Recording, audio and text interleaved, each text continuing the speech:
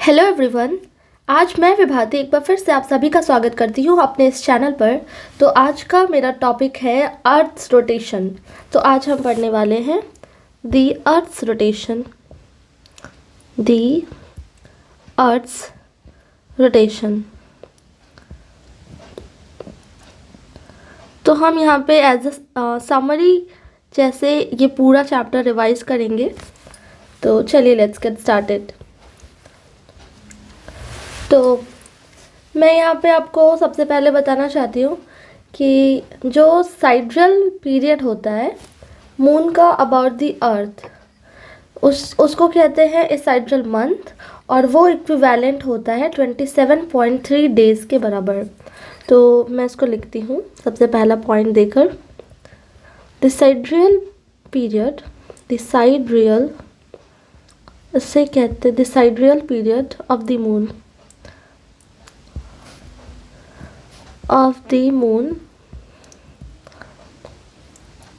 about the earth,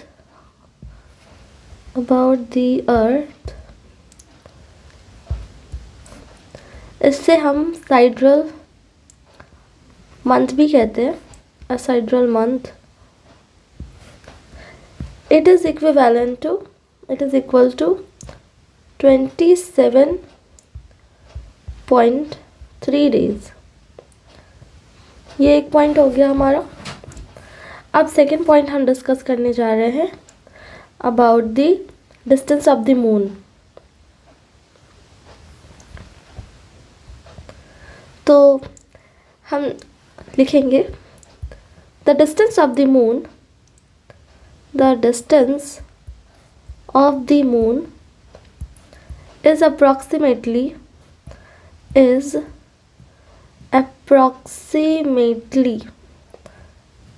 कितना हो जाएगा, किसी को आइडिया है?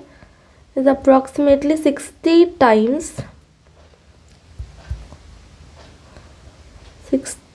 Times the radius of the earth. The radius of the अर्थ। तो ये पॉइंट क्लियर है। Distance of the moon is approximately 60 times the radius of the earth. यानी कि डिस्टेंस ऑफ द मून को अगर मैं ऐसे डिनोट करूं तो वो रेडियस ऑफ द अर्थ के 60 टाइम्स के बराबर है। तो आर ही अगर हम रेडियस ऑफ द अर्थ ले लिए तो ये हो जाएगा फॉर्मूला। फिर है फॉर्मूला नहीं, ये एक ऑब्जर्वेशन ही है।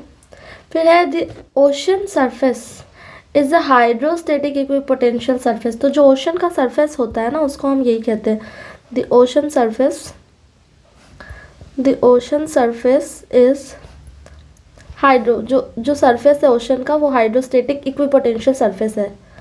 हाइड्रोस्टेटिक ये टर्म है, hydrostatic equipotential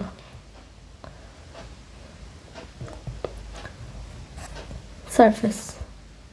okay, so our next point is the mass of the moon is. हम यहाँ से फैक्ट्स ज़्यादा डील कर रहे हैं। तो the mass of the moon is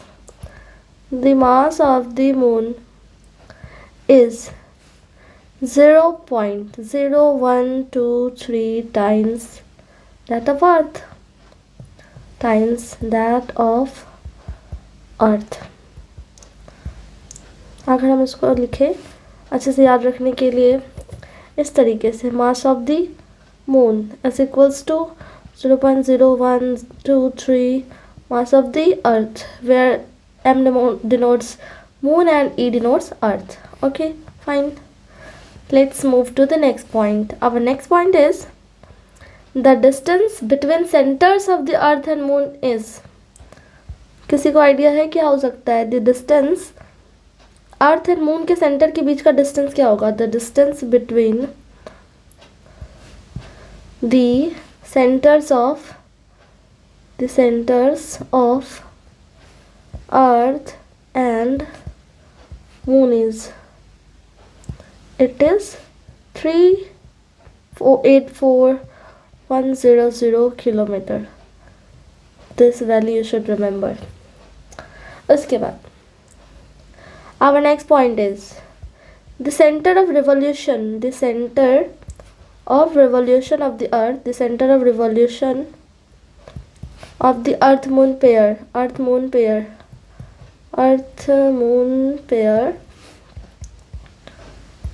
is known as barycenter, is known as barycenter.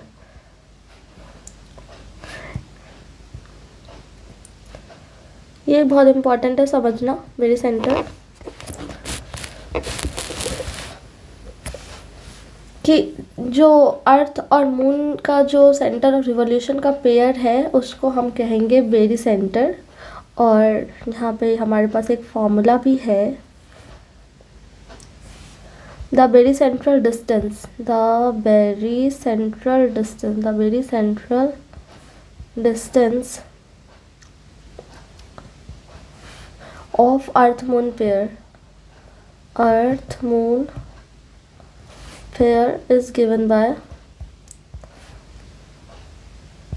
it is given by this formula, small d is equals to small m divided by capital E plus small m into RL। ठीक है, यहाँ पे small m represents the mass of the moon, mass of the moon, which is equals to 0.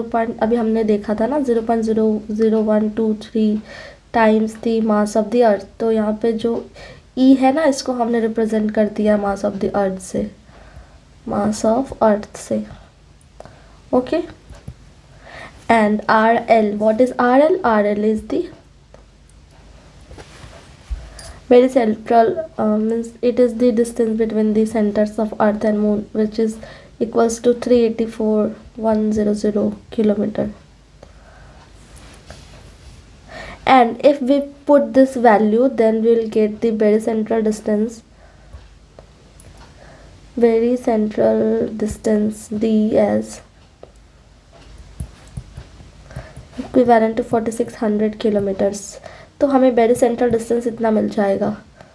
और हमारे अर्थ का radius क्या होता है? बट इक्विवेलेंट टू 6400, इससे कम ही होता है।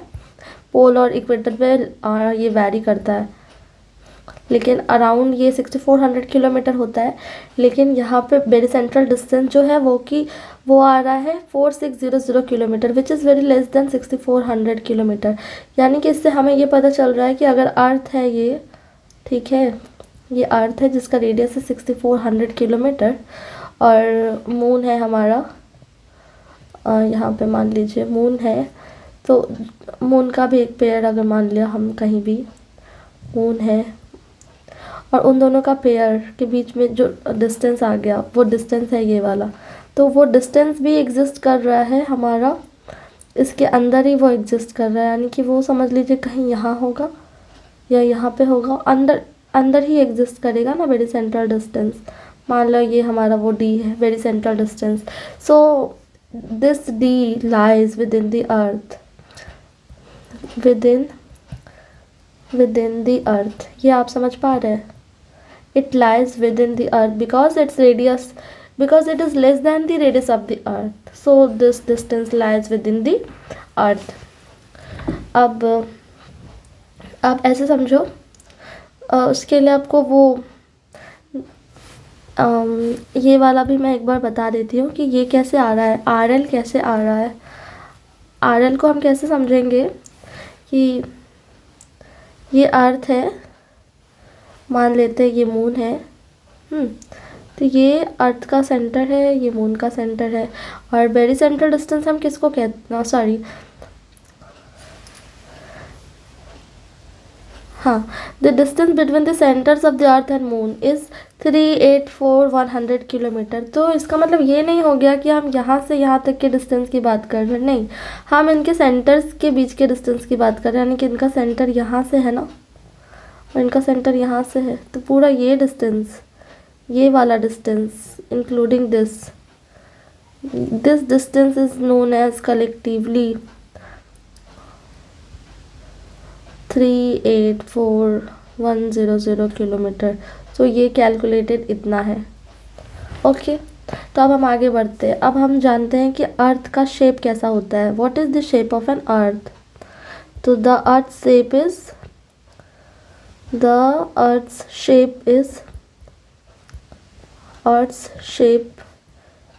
is of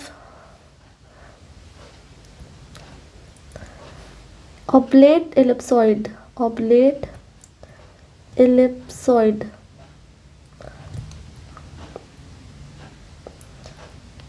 Okay,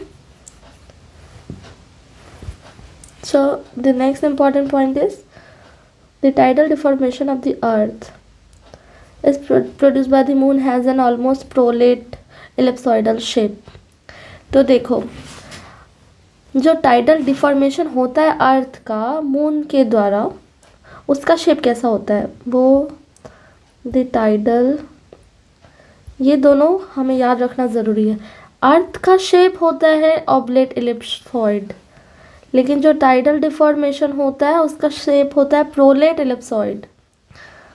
तो the tidal deformation of the earth produced by the moon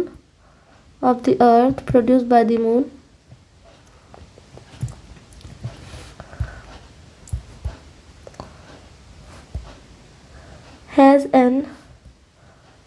an almost prolate ellipsoidal shape. Prolate ellipsoidal shape along the earth moon line of centers. तो ये एक important चीज़ हमें याद रखनी है। अर्थ का shape oblate ellipsoid, but the tidal deformation formed by the produced by the moon has prolate ellipsoidal shape.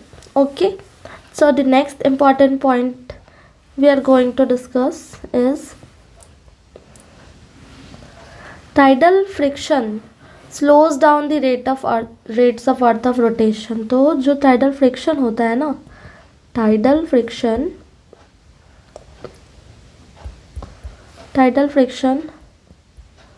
slows down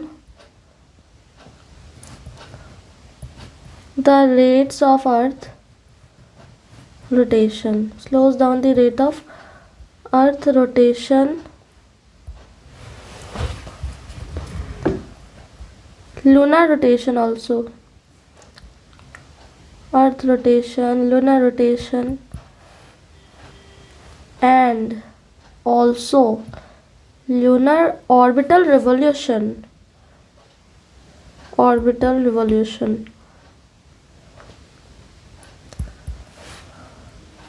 and increases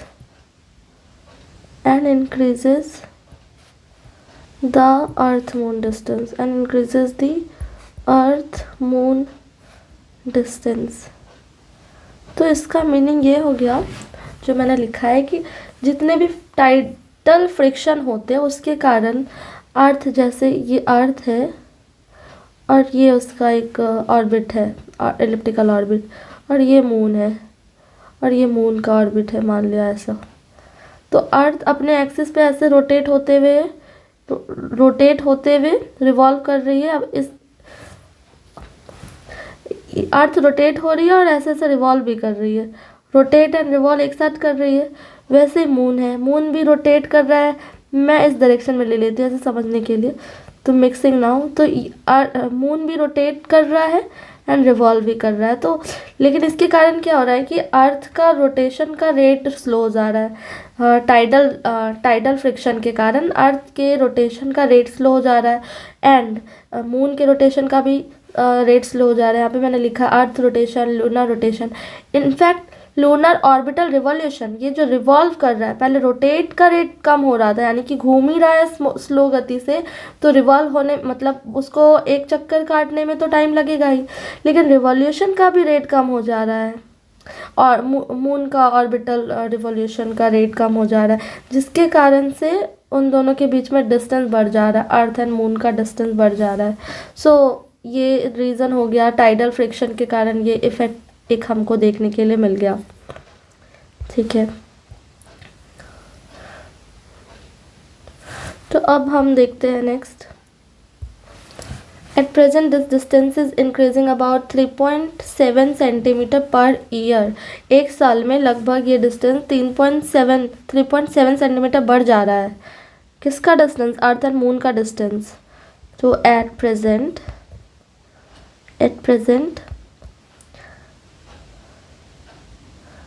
this distance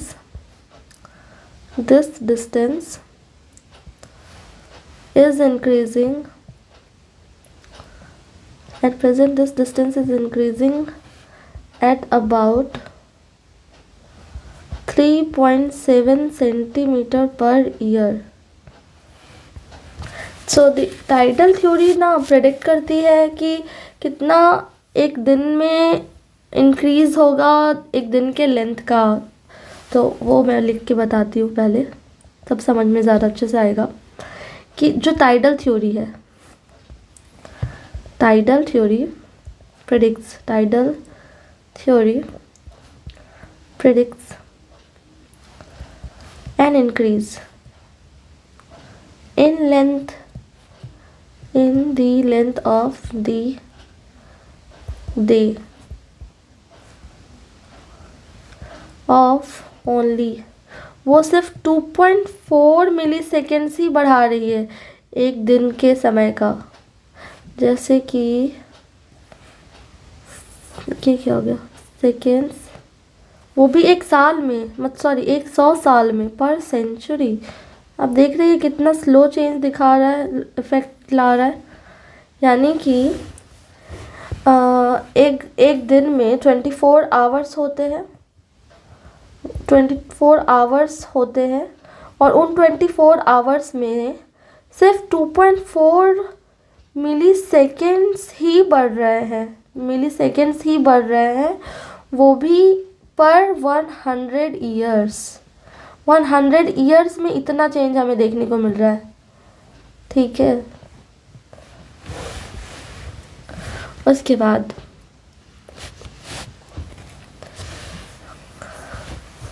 the difference, अब हम टाइड्स की बात कर ही रहे हैं तो ये भी देख लेते हैं कि the difference in height between two successive high and low tides is called what? The difference in height between two successive high and low tides, दो हाई टाइड है या दो लो टाइड्स है, तो उनके बीच की हाइट को क्या कहते हैं? डिफरेंस को is called difference in height between two successive high and low tides is called diurnal inequality.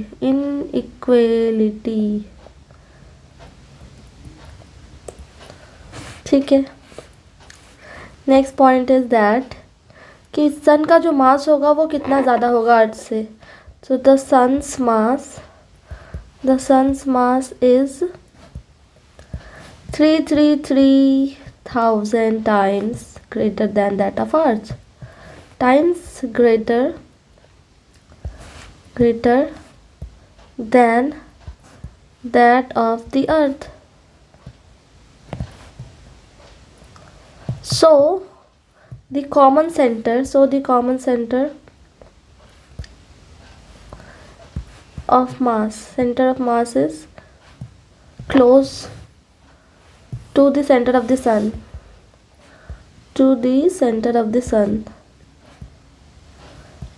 at a radial distance of about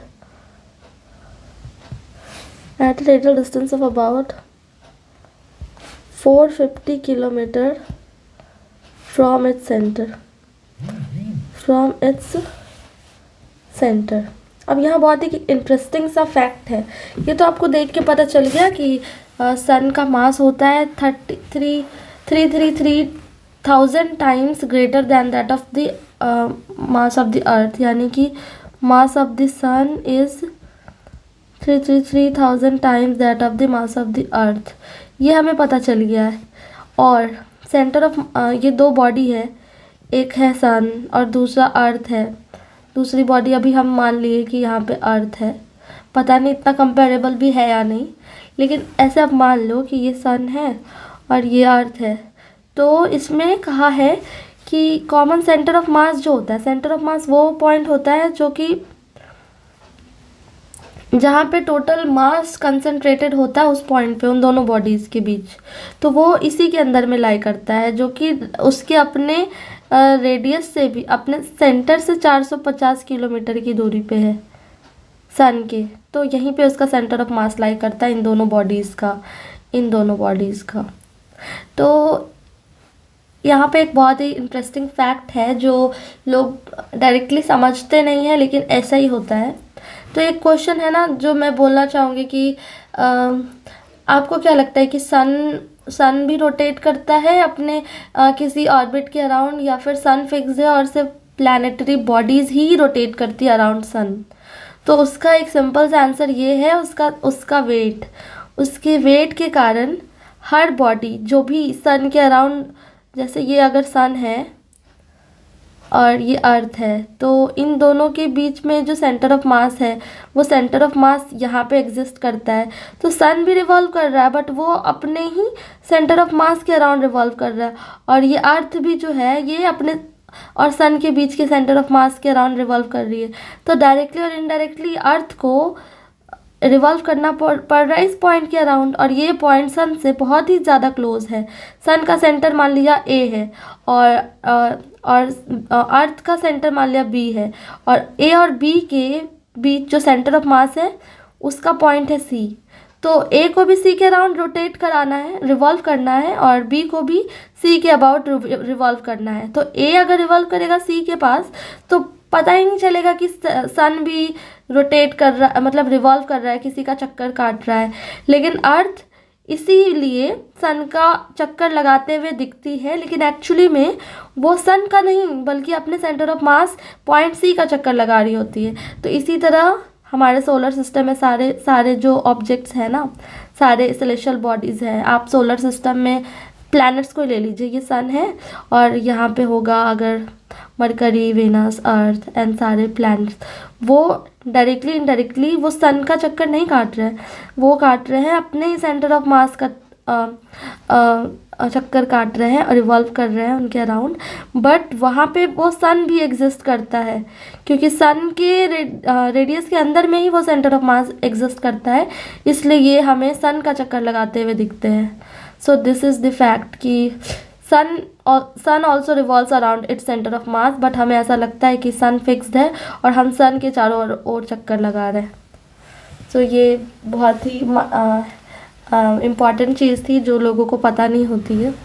खैर, हम इसमें ज़्यादा आगे डिटेल ना जाते हुए अपने टॉपिक पे वापस से आते हैं।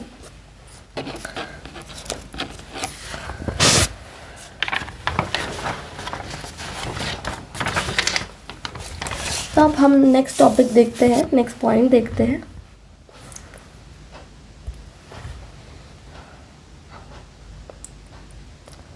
सो हमारा नेक्स्ट पॉइंट है moons orbit around the earth is not exactly the ecliptic.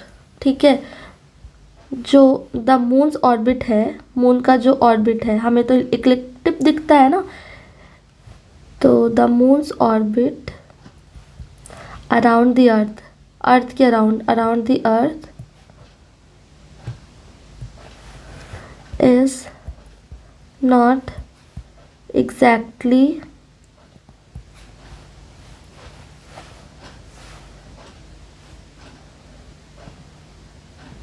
ecliptic, but it is inclined a very small angle, about angle of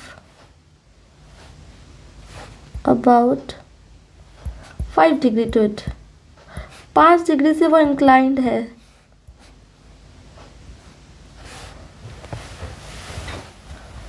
around the अर्थ। जो ऑर्बिट है मून का, जो हमें लगता है कि इक्लिप्टिक है, वो इक्लिप्टिक नहीं है पूरी तरह से, वो अर्थ के अराउंड 5 डिग्री एंगल से झुका हुआ है। तो चलिए अब हम कुछ बहुत ही इंपॉर्टेंट पॉइंट्स पढ़ लेते हैं मून के बारे में, मून के बारे में और टाइड्स के बारे में। तो यहाँ पे आप अभी देखेंगे स्प्रिंग और नीप टाइड्स के बारे में। ये 2 टर्म है, स्प्रिंग टाइड्स बहुत ही इंपॉर्टेंट है, स्प्रिंग एंड नीप टाइड्स।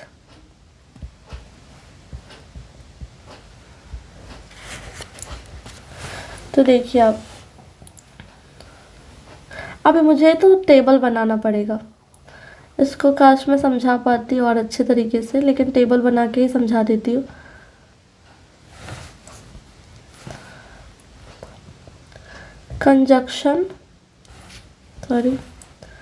कंजंक्शन, दूसरा है पॉइंट न्यू मून, तीसरा है स्प्रिंग टाइड्स।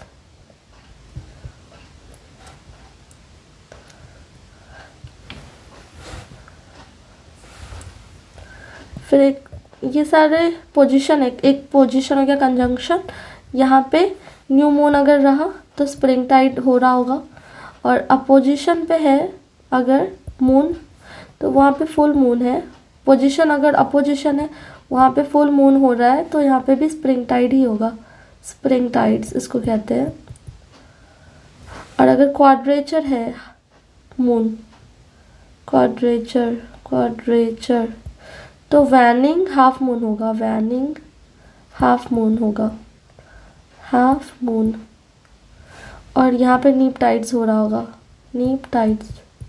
आप इसका एक डायग्राम अगर गूगल सर्च करें तो बहुत अच्छा होगा, जहाँ आप स्प्रिंग टाइड और नीप टाइड को अच्छे से देख के समझ पाएंगे कि एक्चुअली में ये क्या होता है।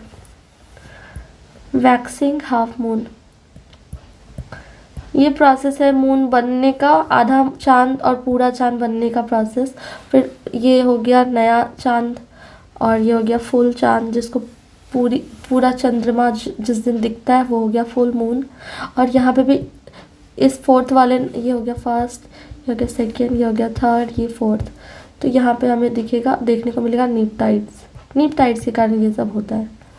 इसको मैंने ये टेबल बना दिया, ठीक है, ओके। तो कुछ पॉइंट्स अभी मैं लिख देती हूँ कि the unusually high tides at opposition and the conjunction are spring tides. यानी कि आपको तो ऐसे देख के लग रहा है ना कि कंजंक्शन पे और अपोजिशन पे स्प्रिंग टाइड्स मिल रहे हैं। क्या मैं उसको लिखूँ? मुझे नहीं लगता लिखने की ज़रूरत है। फिर अनयूजुअली लो टाइड्स अगर मिल गए क्वाड्रेचर पे, लो टाइड्स, तो वो हो जाएंगे नीप टाइड्स। तो अंतर बस इतना ही है कि ये वाले हो जाएंगे हाई टाइड्स और ये हो जाएंगे लो टाइड्स। तो आपको मिलेगा देखने के लिए नीप टाइड्स। तो हाई टाइड्स पे मिलेगा स्प्रिंग टाइड्स और लो टाइड्स पे आपको देखने के लिए मिलेगा नीप टाइड्स। ओके, चलिए अब नेक्स्ट हम देखते हैं आगे। तो देखिए जो कंबाइंड इफेक्ट हमें देखने को मिलेगा सन और मून के कारण, तो उसके कारण क्या होगा? एक्सेलरेशन होगा। The combined effect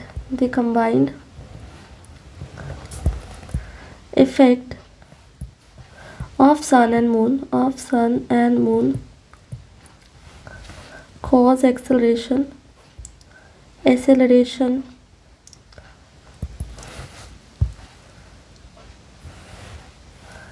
at the earth's surface of approximately 0.3 मिलीगैल gravity की यूनिट है, और हम लोग ग्रेविटी सर्वेइंग में मिलीगैल से ही डिनोट करते हैं, क्योंकि बहुत ही छोटी वैल्यू आती है यहाँ पे ग्रेविटी की, तो इसलिए हम मिलीगैल में लेते हैं। और नेक्स्ट पॉइंट हम यहाँ पे लिखेंगे। अब थोड़ा और डिटेल में जाएंगे हम। तो एक होता है रॉसे लिमिट, तो इसके बारे में पढ़ते हैं। The Roche limit is the closest distance. It is the closest distance of an object. Closest distance an object can approach. Okay. Closest distance. Sorry, an object can approach. वैसा डिस्टेंस, इतना closest distance जिसमें एक object अगर approach करता है एक planet को before being torn apart by the tidal acceleration of the planet, तो उस लिमिट को कैसे हम लिखेंगे? Approach a planet before being torn, before being, 1 minute, before being torn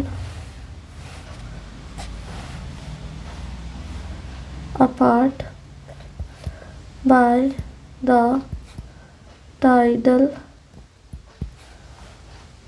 attraction of the planet.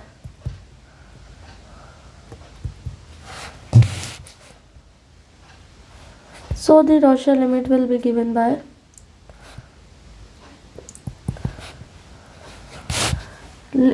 the relation dr, यानी Rorschach limit 1.26 rp into rho p divided by rho m whole to the power 1/3. तो यहाँ पे जो notation है वो बताऊँ मैं, where are P क्या है? R P is the radius of the planet, जिस प्लैनेट के बारे में हम बात कर रहे हैं उसका radius of the planet, and rho P is the density of the planet, rho P is the density of the planet, rho M is the density of the moon, density of moon.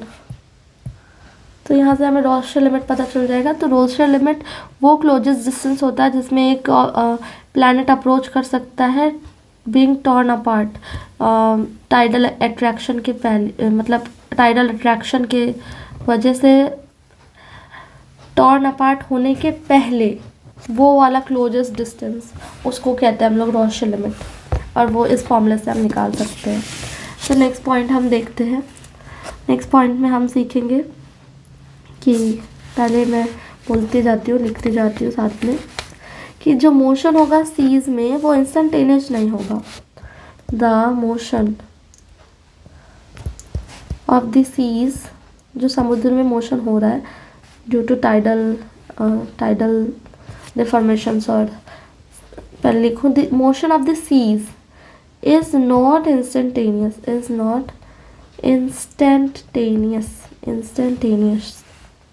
instantaneous, and the tidal response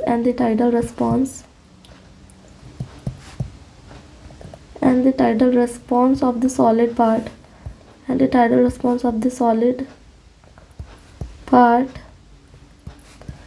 is solid part of what? Solid part of the earth is partly inelastic.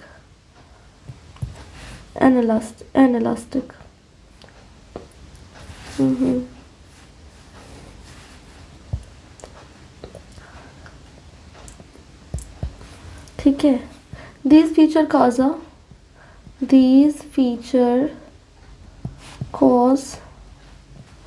a slight delay in the time,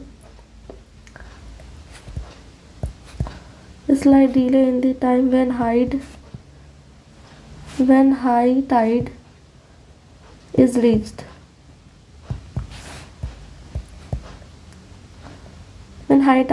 Amounting to about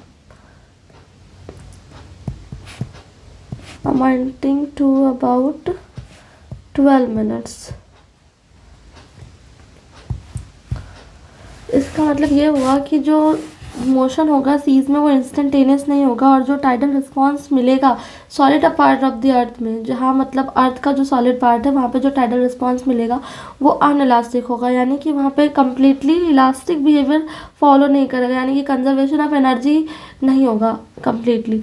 this feature can cause slide delay in the time, थोड़ा delay हो जाएगा इसकी वजह से time में, जहाँ पे high Tide पहुँचेगा वहाँ पे थोड़ा डिले हो जाएगा, जिसकी वजह से लगभग वो डिले 12 मिनट्स का हो सकता है, amounting to about 12 minutes. In this short interval of the, अब इस शॉर्ट इंटरवल में क्या होगा, in this short interval, in this short interval, in this short interval the earth's rotation, the earth's rotation carries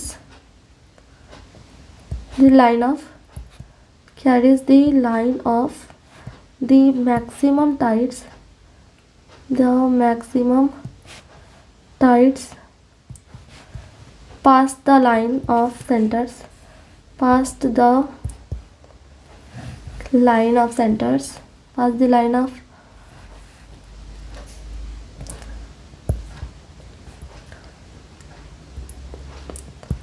by a small angle of approximately 2.9 degree, ठीक है। So a point on the rotating earth, so a point on the rotating earth, इतना मैं इसलिए लिख दे रही हूँ कि बोलने से अगर आप भूल जाओ तो जो लिखा रहेगा वो चीज़ें कभी नहीं भूलोगे, स्क्रीनशॉट भी लेने से वो सारी चीज़ें याद आ जाएंगी। A point on the rotating earth passes under the line, under the line of maximum tides 12 minutes after it passes, 12 minutes after it passes under the moon, after it passes under the moon. The small phase difference is called the tidal lag. तो यहाँ पे जो small time difference हमें देखने को मिला ना, इसी को कहते हैं tidal lag. The small time difference is called the tidal lag. तो इतना बड़ा पैराग्राफ क्या आपको अभी समझ में आ गया? A point on the rotating arc passes under the line of maximum tides 12 minutes after it passes the under the moon, यानी कि वो पॉइंट जहाँ पे अर्थ जहाँ रोटेट कर रहा है उस पॉइंट पे वो पॉइंट पास करता है मैक्सिमम टाइड्स वाले पॉइंट से 12 मिनट बाद, जहाँ पे वो एक्चुअली में मून से पास हो चुका है। तो इस लैग ऑफ टाइम डिफरेंस को कहते हैं टाइडल लैग। होप आपको समझ में आया हो। अभी नेक्स्ट आगे हम लोग बढ़ते हैं, नेक्स्ट कलर से लिखेंगे।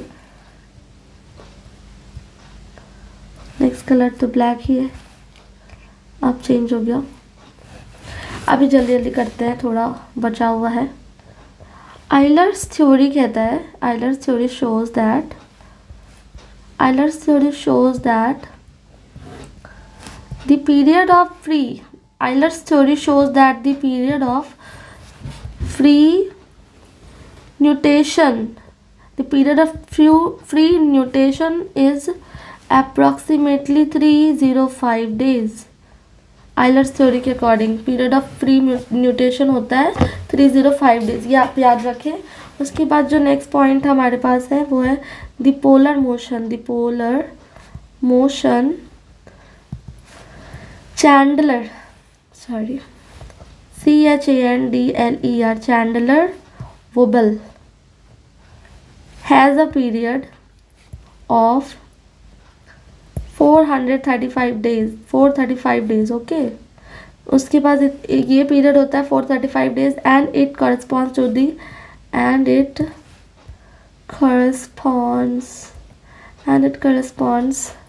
to the Euler nutation in the elastic earth, in an elastic earth। अब यहाँ पे इलास्टिक अर्थ में ये जो नोटेशन होगा उससे correspond करेगा ये पॉइंट ठीक है, बस कुछ खास बहुत याद रखने के लिए नहीं है, मतलब बस बता दिया मैंने। आगे देखे तो देखते हैं। तो नेक्स्ट पॉइंट है the Euler notation. The Euler notation, अब आइलर नोटेशन क्या है ये सब थोड़ा डीप में पढ़ना पड़ेगा, वो अभी नहीं बता पाऊँगी मैं, क्योंकि ऑलरेडी ये वीडियो बहुत लंबा बन चुका है। मैं इसको कंक्लूड करना चाह रही हूँ जल्दी से जल्दी। So the Euler notation and the Chandler wobble are polar motions. Chandler wobble are polar motions. These are polar motions about the rotation axis, about the rotation axis, but the precision and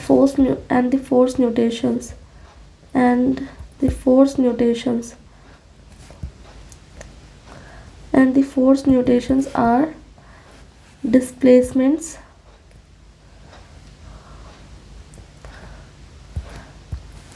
of the rotation axis itself, okay.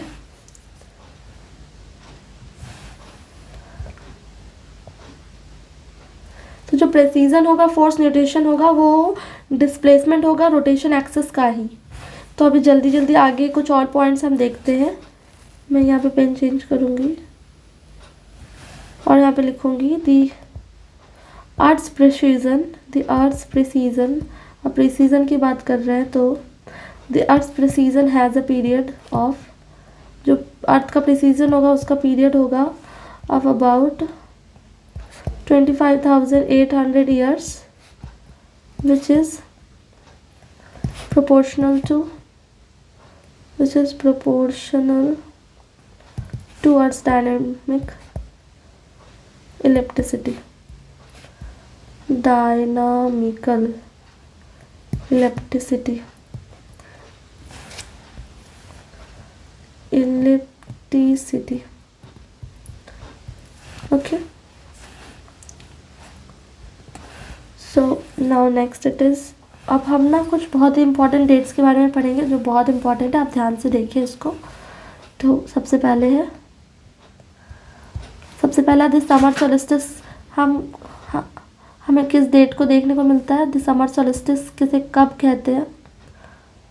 तो ये date हो जाएगा 21 जून। Hottest day शायद कहते हैं इसको। फिर है the winter solstice is observed in the winter, बहुत इम्पोर्टेंट है ये, इससे क्वेश्चंस आते हैं। विंटर सॉल्स्टिस ना आई नहीं होता आई थिंक इसमें, आप थोड़ा चेक कर लेना। It is observed on 21st और 21st to 22nd December. Third number is वर्नल equinox का हो आप या फिर स्प्रिंग इक्विनॉक्स का हो, ये बहुत इंपॉर्टेंट है। ये जो 4-5 मैं डेट्स बता रही हूँ आप इसको ध्यान से पढ़ें। ये होता है 20 मार्च को, 20 March vernal equinox. Okay. Fourth is autumnal equinox. Autumnal equinox 4 dates हमने देख लिए। चौथा है ऑटमनल इक्विनॉक्स, ये ऑब्जर्व किया जाता है 23 सितंबर, 21 जून, 22 सितंबर, 20 मार्च, 23 ऑफ सितंबर। फिर है एपीहीलियन, वो तो मैंने एक बार पढ़ाया था सोलर सिस्टम वाला वीडियो, अच्छा वो दूसरा वीडियो, तो उसमें मैंने बोला था ना pre of the January and pre of the July. तो aphelion is observed in the early July, तो यहाँ पे हमने लिखा है 4 to 6 जुलाई। ओके। और वैसे ही पेरीहीलियन को ऑब्जर्व करेंगे हम, पेरीहीलियन ऑफ द अर्थ को ऑब्जर्व करेंगे कब? एट 2 से 4 जनवरी को, 2 से 4 जनवरी। सो ये हमने बहुत ही इम्पॉर्टेंट डेट्स देखा है. This was very very important. ये हमें पता होने ही चाहिए ये कुछ पॉइंट्स. चलिए आगे हम देखते हैं. अब और छोटा सा कुछ और पॉइंट्स कर ले जल्दी जल्दी. ठीक है. The gravitational attraction of the other planets, the gravitational attraction of the other planets, the gravitational attraction of the other planets causes the obliquity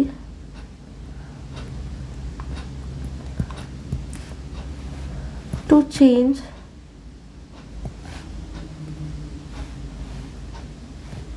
cyclically with time. Okay, it is currently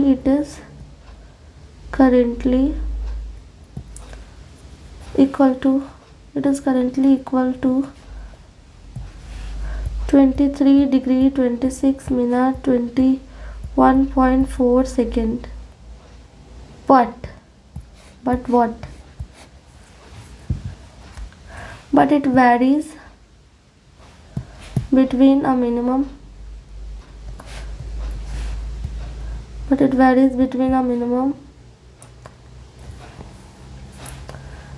of 21 degree 55 minute and a maximum of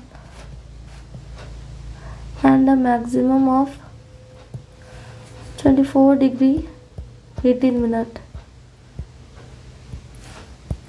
so keep this in mind. Okay, कि gravitational attraction जो होता है दूसरे planet से, उसके कारण obliquity होती है जो कि साइक्लिकली चेंज हो जाती है टाइम के साथ साथ. तो अभी करेंटली ये इक्वल है 23 डिग्री 26 मिनट 21.4 सेकेंड्स के बराबर. लेकिन ये कब वैरी करती है? तो ऐसे वैरी करती है. मिनिमम वो 23 डिग्री 55 मिनट्स सेकेंड देखी. 55 मिनट्स होगा यहाँ पे. I am so sorry. 55 minutes double dash second को शो करता है, सेकेंड को डिनोट करता है, और ये सिंगल डैश मिनट को डिनोट करता है. तो 21 डिग्री 55 मिनट मिनिमम देखा गया है और मैक्सिमम वेरिएशन देखा गया 24 डिग्री 18 मिनट्स का. तो this effect is manifest as a cyclical change in climate with period of about 41 kilo year. तो ये लाइन भी लिखना ज़रूरी है क्या? लिख देती हूँ फिर भी. This effect is manifest as a cyclical change थोड़ा फास्ट लिखती हूँ. In climate within a period of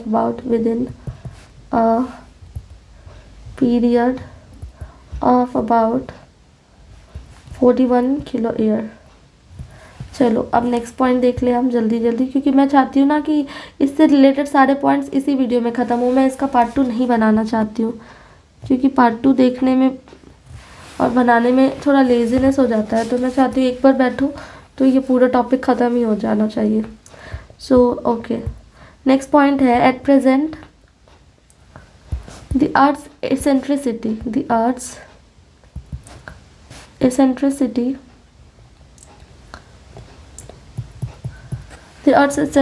is 0.017. अभी प्रेजेंटली अर्थ की एसेंट्रिसिटी 0.017 है, but it changes. Okay, but it changes between a minimum of, कितना चेंज होता है? तो minimum of 0.005 to a maximum of 0.58. इतना वेरिएशन देखा गया है. 058. ओके, पेन चेंज करेंगे. अब नेक्स्ट पॉइंट में लिख दूँ. अभी नेक्स्ट पॉइंट भी एसेंट्रिसिटी के बारे में ही है, फिर भी ब्लैक पेन से लिखने में ज़्यादा मज़ा आता है. The eccentricity variations, the eccentricity variations generate fluctuations. तो eccentricity में वेरिएशन हुआ तो उसके कारण फ्लक्चुएशन जो देखने को मिलेगा, फ्लक्चुएशंस इन पैलियोक्लाइमेटिक, पैलियो का मतलब क्या होता है? ओल्ड, पैलियोक्लाइमेटिक रिकॉर्ड्स, पुराने records with periods of around, with periods around 100 kilo air, इतने में चेंज फ्लक्चुएशन दिखने मिलेगा, एंड 400 किलो एयर। ओके, तो यहाँ हमारा बहुत ही मेजर पोर्शन कंप्लीट हो गया, बस थोड़ा सा बचा हुआ है जो मैं अभी जल्दी ख़त्म करवा ही दूँगी, फिर हमारा ये वाला पूरा टॉपिक कंप्लीट हो जाएगा अर्थ रोटेशन का। फिर इससे इम्पॉर्टेंट फिर कुछ बचता ही नहीं है। ऑब्जेक्टिव क्वेश्चंस के पॉइंट ऑफ व्यू से हमने बहुत सारी चीज़ें कर ली है। तो अभी हमारा नेक्स्ट पॉइंट है कि the orbital ellipse is not truly close. Orbital ellipse जो होता है, ऑर्बिटल इलिप्स कैसा होता है? ऐसा होता है ना इलिप्स। तो इसमें कह रहा है कि the orbital ellipse is not truly closed, तो ये क्या पॉइंट आ गया? इज़ नॉट ट्रूली क्लोज्ड, तो उसका मीनिंग क्या हो गया? and the path of the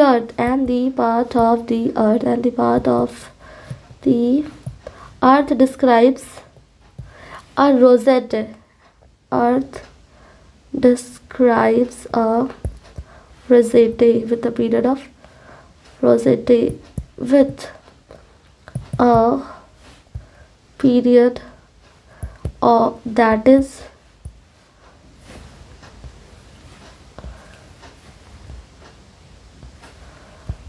that is also around, ये पॉइंट मुझे लिखने की ज़रूरत नहीं थी, मुझे लगता है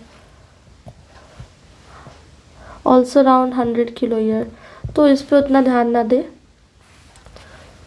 बस इतना याद रख ले कि ऑर्बिटल इलिप्स कम्प्लीटली क्लोज नहीं है बस। फिर नेक्स्ट पॉइंट हम देखते हैं। नेक्स्ट पॉइंट में लिखा है कि पीरियोडिसिटी जो होंगी, पीरियोडिसिटीज़, अब जो आगे थोड़ा लेस इंपॉर्टेंट होता जा रहा है। बहुत इंपॉर्टेंट शुरू के वीडियो में कवर हो गया है, बट कुछ चीज़ें जो रह गई है उसको कंप्लीट भी करना ज़रूरी है ताकि कुछ छूट ना जाए, इसलिए मैं लिख दे रही हूँ। तो periodicities of 21 kilo year, 41 kilo year, 100 kilo year, 100 kilo year and 400 kilo years, 400 kilo year are called, what is it called? The, इसको अलग पेन से लिख देती हूँ, मिलनकोविच क्लाइमेट साइकिल्स। ध्यान रखें आप, क्लाइमेटिक साइकिल्स क्या कहेंगे? मिलनकोविच क्लाइमेटिक साइकिल्स, ये आप बार बार बोल के याद रखें ताकि आप भूल ना जाए। तो अभी नेक्स्ट पॉइंट ये है कि the maximum tidal effect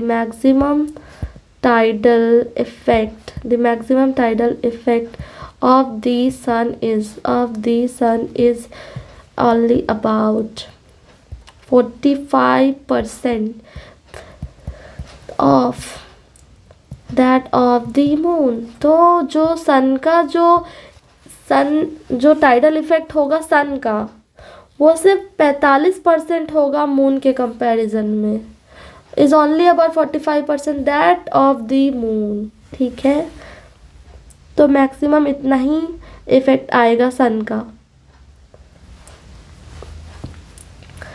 next point है the fluid in the outer core. Outer core जो है हमारे अर्थ में, आउटर कोर, इनर कोर। तो आउटर कोर का जो फ्लूइड होगा उसका जो स्पीड है, it has a speed of the order of, fluid का भी स्पीड है, बताइए उसका ऑर्डर क्या होगा? ऑर्डर ऑफ 0.1 मिलीमीटर पर second relative to the overlying mantle. अब किसी से तो रिलेट करना पड़ेगा, तो एज़ कम्पेयर टू उसके ऊपर में जो मेंटल है उसके कंपेयर में 0.1 मिलीमीटर पर सेकेंड के स्पीड से वो फ्लूइड मूव कर रहा है। ठीक है, अब सेंट्रीफ्यूगल एक्सेलरेशन की अगर हम बात करें, अब बस ख़त्म ही हो गया, बस 2 मिनट का पेशेंस रखें और ये this video is going to be ended. तो अभी देखिए सेंट्रीफ्यूगल एक्सेलरेशन। अभी आप कहोगे कि मुझसे ज़्यादा पेशेंस तो आपके अंदर नहीं है मैम, बट मुझे पता है कि वीडियो बनाने से ज़्यादा वो सुनने वाला सोचता है कि कब ख़त्म हो जाए, इसलिए मुझे टेंशन हो रही है बस। तो A C is equals to omega square R cos lambda हो गया, ये है सेंट्रीफ्यूगल एक्सेलरेशन। तो यहाँ पे जो मैंने लैम्डा लिखा है वो lambda is the latitude, the lambda is the latitude. Okay, अब और एक फॉर्मूला है, अब से फॉर्मूला लिखूंगी मैं, कुछ important formulas. So the magnitude of the tidal acceleration, the magnitude of the tidal acceleration at the nearest point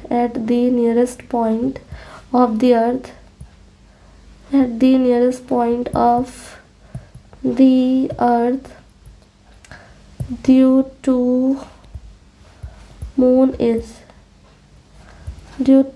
is what? It is a t is equals to gm 1 upon और l minus R का whole square minus 1 upon R. अरे बहुत डरावना formula लगता है देख के, but कुछ नहीं है, याद हो जाएगा ही, बस समझ लो आप, याद हो जाएगा इजीली। तो यहाँ पे ये फॉर्मूला हमें देखने को मिल रहा है, टाइडल एक्सेलरेशन है इसलिए एटी लिखा हुआ है। बाकी तो नोटेशंस आपको समझ में आ ही रहे होंगे, बाकी पहले भी हमने कुछ यूज़ किया है, वही सब है, कुछ भी नया नहीं है, इसलिए मैं इसको ज़्यादा डिटेल में नहीं लिख रही हूँ। तो इसको हम रिड्यूस करेंगे ऐसे, this reduces to like this. तो 80 को हम ऐसे लिखेंगे G into M divided by R L को बाहर निकाल के कॉमन ले आए, और इधर हो गया 2 into R upon R L plus 3 into R upon R L का whole cube square plus so on, एन ऐसे बंद कर दिया। तो क्या होगा, ये पॉइंट कंप्लीट हो गया, और क्या, अब इसका यही फॉर्मूला बन गया 80 का। बस हमें पता होना चाहिए कि इस फॉर्म में है, कभी कुछ फॉर्मूला आया, कभी कुछ आ गया, तो हम ऐसे करके लिख लेंगे। फॉर्मूला अगर टिक करने आ गया तो मैच कर लेंगे, कुछ इसके ऑर्डर में आया तो हम बना लेंगे। अब बस लास्ट एक इम्पॉर्टेंट पॉइंट मुझे लिखना है, फॉर्मूला ही है वो ये है कि the magnitude of the tidal acceleration, the magnitude of the tidal acceleration at the farthest point of the earth due to the moon is what?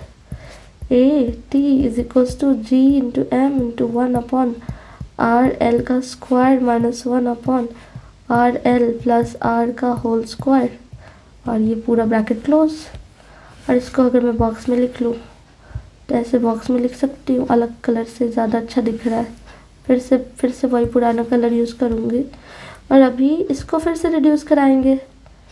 ये किसके लिए था, पहला वाला नियरेस्ट पॉइंट के लिए। अब डिफरेंस देखो, ये नियरेस्ट पॉइंट के लिए था और भी फारदेस्ट पॉइंट के लिए, कंफ्यूज मत हो जाना आप। तो फिर से अब इसको रिड्यूस कराएंगे, दिस रिड्यूसेस टू अब क्या डिफरेंस देखने को मिलेगा, फिर से 80 आएगा, G into M upon R L, फिर से कॉमन आएगा आर एल स्क्वायर, फिर हो जाएगा 2 into R upon R L minus 3 into R upon R L का whole square plus dot dot dot. तो ये फॉर्मूला फिर से आ गया। डिफरेंस देखिए बस इतना ही है कि यहाँ पे माइनस है और यहाँ पर प्लस है। This is the only difference between the farthest and nearest point में प्लस है और फारदेस्ट पॉइंट में माइनस है, आप इस चीज़ का ध्यान रखें। अब मैं बता दूँ कि क्या क्या मीनिंग्स थे उन सिम्बॉल्स के। Where M is the mass of the moon, M is the mass of the moon, R is the radius of the earth लिख देती हूँ क्योंकि छोटी छोटी कन्फ्यूज़न होनी नहीं चाहिए। And RL is the separation between their centre, जो मैंने एक बार बताया था 3 से कुछ किलोमीटर था देयर सेंटर। डायग्राम बना के समझाया था ना मैंने, सेंटर के बीच का सेपरेशन ऐसे करके, वही डिस्टेंस है ये। ओके तो यहाँ पे हमारा ये टॉपिक कंप्लीट होता है। तो हमने ये अर्थ रोटेशन कंप्लीट पढ़ लिया और हमने maximum questions related points discuss कर लिए हैं। So take care, bye bye, meet you in the next video.